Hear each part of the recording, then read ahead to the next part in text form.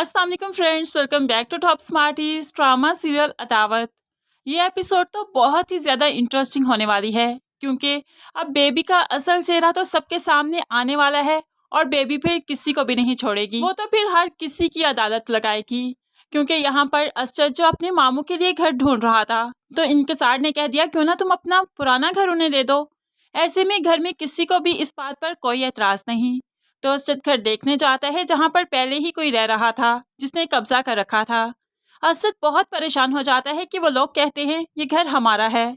ऐसे में वो घर आया और आकर बेबी से कहने लगा फाइल ढूंढो, घर के कागजात ढूंढो।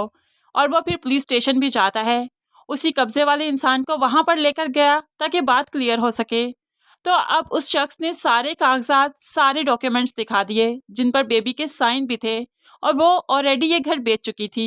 अब तो असद की हैरानगी की इंतहा नहीं रही कि वो इतनी घटिया हो सकती है, इस हद तक भी जा सकती है। घर आया तो आकर अब सबके सामने कहने लगा अम्मी जो कागजात हम ढूंढ रहे हैं ना तो किसी लॉकर में आपको मिलेंगे ना ही कहीं और।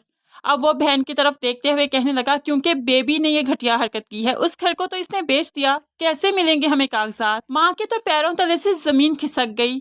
तुम्हारे मरहूम बाप की निशानी थी वो, कितने प्यार से उन्होंने बनाया था बेबी वो घर, तुम्हें जरा शर्म नहीं आई ये हरकत करते हुए।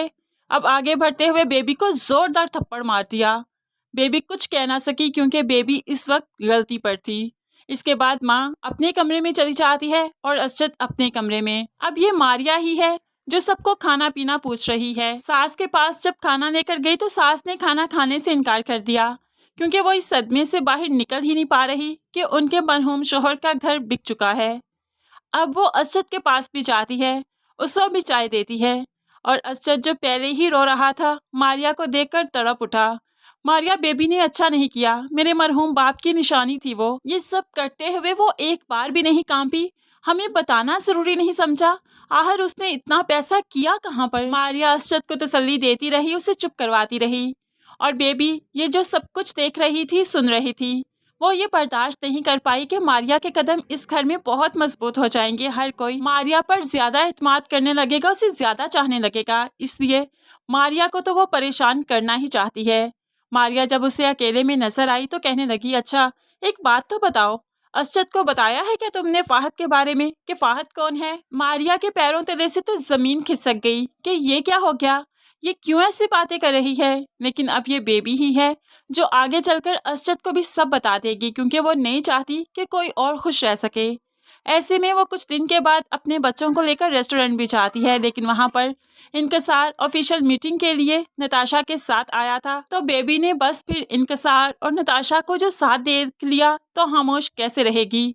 यहाँ तो रेस्टोरेंट में काफ़ी बड़ा फसाद होने वाला है, हंगामा होने वाला है, जिस पर नताशा और इंकिसार काफ़ी शर्मिंदा हो जाते हैं कि हम लोग तो यहाँ पर ऑफिशियल मीटिंग पर हैं, तुम कैसी बातें कर रही हो। लेकिन वो इंकिसार की एक नहीं सुनेगी, बोलती जाएगी तो बस फिर बोलती ही जाएगी। दूसरी तरफ अरीबा जो रेहान से काफ़ी डिसहार्ट हो चुकी थी, इसलिए तो उसको फाहिद की कॉल आई तो उससे लगा कि जैसे कोई हमदर्द है उससे बात करना चाहता है। फाहद बस इसकी इसी बेबसी का फ़ायदा उठाता है और कहने लगा रोया मत करो, तुम्हारी आंख में आंसू अच्छा नहीं लगता, मैं तड़प जाता हूँ। अब तो अरीबा को लगा कि फाहद ही है जो उसका बस अपना है, उसका सगा है, उसके अलावा कोई नहीं।